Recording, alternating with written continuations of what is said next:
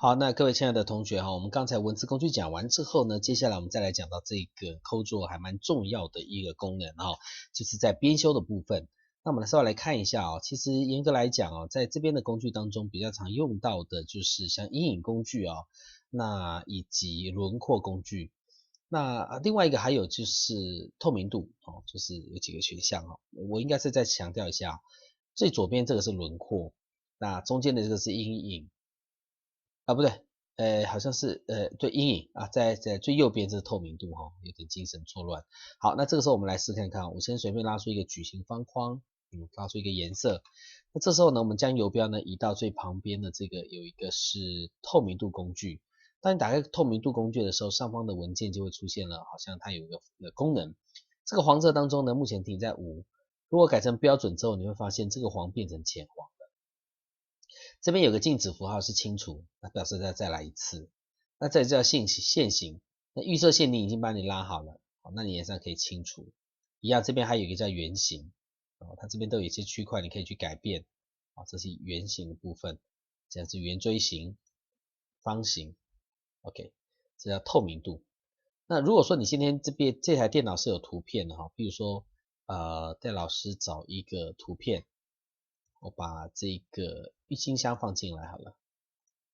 好，那各位你看我现在在这个荧幕上有个郁金香的图片，那我切到刚才的这个透明度工具，把它改成标准，它变成好像是一个衬底图案。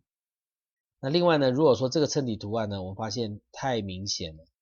有时候总是还是有点朦胧美哦。好，你看我这个地方当底图好了，好，不是很好控制这先把它剪掉。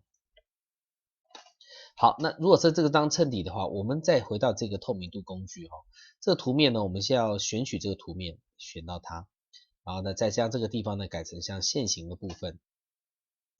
线形你自己拉，你发现这个颜色并不是很理想，我们从下按着左键不动向上，加 Ctrl 键呢可以控制它有这个角度的，所以 Ctrl 刚刚讲的都可以拿来派上用场。所以线形工具还不错用，有些东西当衬底，我们像是这个信纸信纸还蛮适合当衬底的，所以这个图面看起来就有感觉了。这叫线形工具，好，把它剪掉。那线形工具旁边这边，应该我们还是要把它保留我们再回到这边把它取消掉。好，放在中间给大家看清楚一点。好，那接下来我们再看一下这个透明度工具，在隔壁这个中间这边有一个叫做互动式下落式阴影工具。互动式下落式阴影式工具式，什么鬼东西来将游标按着左键不要动往下拉，拉下来之后把它鼓回去你就可以得到一个像阴影的物件。但是呢，这个阴影的感觉看起来好像很美，但是是非常占用记忆体空间，所以大家要慎用。那在送印刷厂的时候，必须要把这个阴影跟这个图面把它做断离的动作，所以我们可能有时候在送印刷厂前，这样的一个阴影工具可能会造成印刷不清楚，所以我们可能要把它全部把它包起来，然后选择安排，这边有个叫打散，打散之后空白处点按一下，你就得到了一个阴影跟图面的一个曲线。好，那这个部分是这样。那另外呢，这个轮廓工具暂时用不到，我们就先暂时不说了。